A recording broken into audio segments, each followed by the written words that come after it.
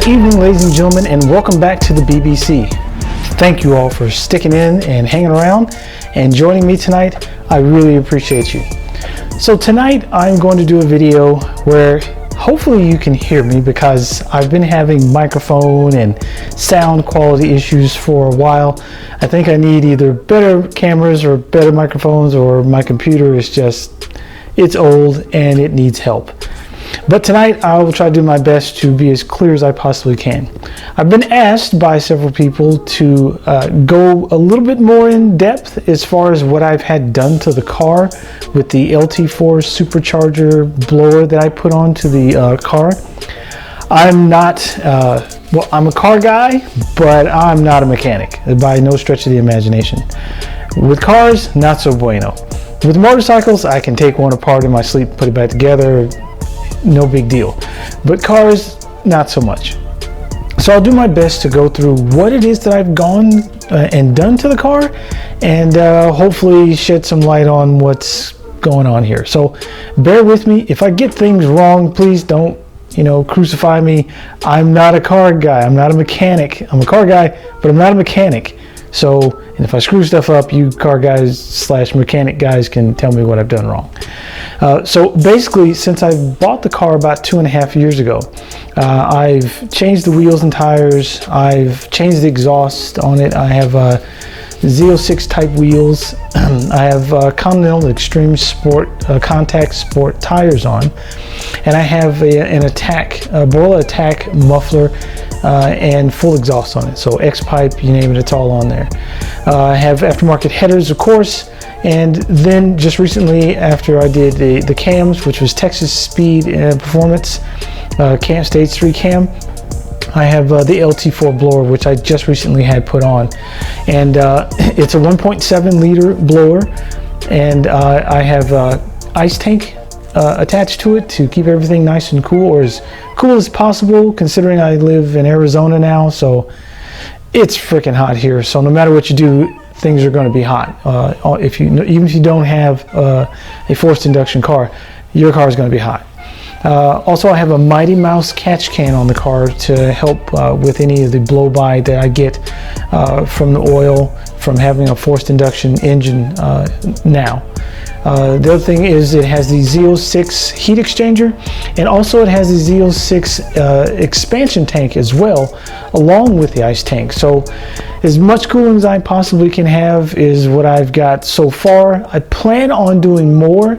As far as in the back of the car, I'm going to get another ice tank put in. It's a bigger volume tank. I'm not sure how many gallons it is, 5, 6, something to that effect, which will help cool the car even more.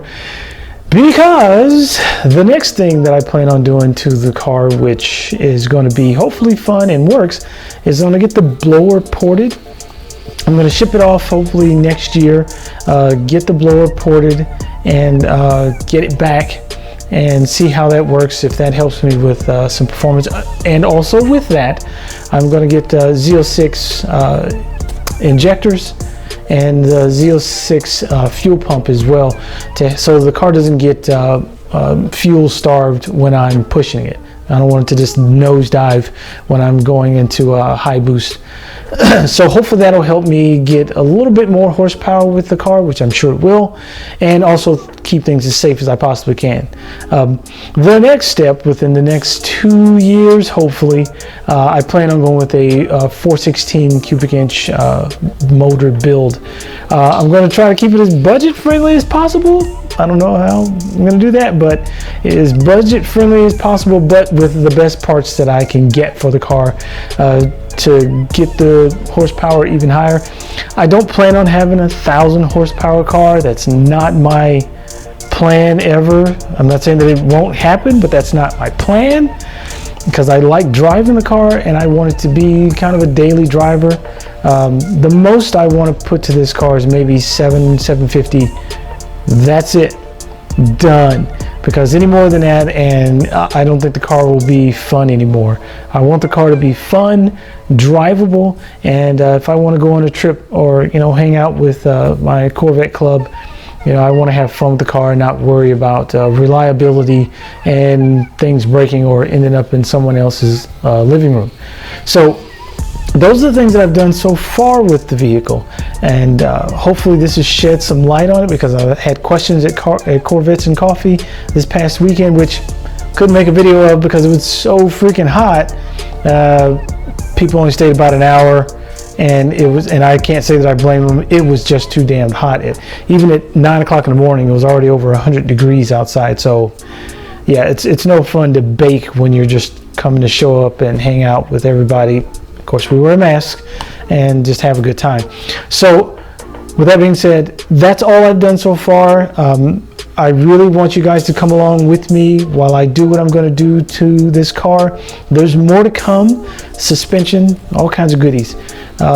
Next I may even be doing sooner a shifter. So and I'm going to tackle that project on my own, so we'll keep our fingers crossed, and hopefully I don't destroy anything in the process. So thank you guys once again.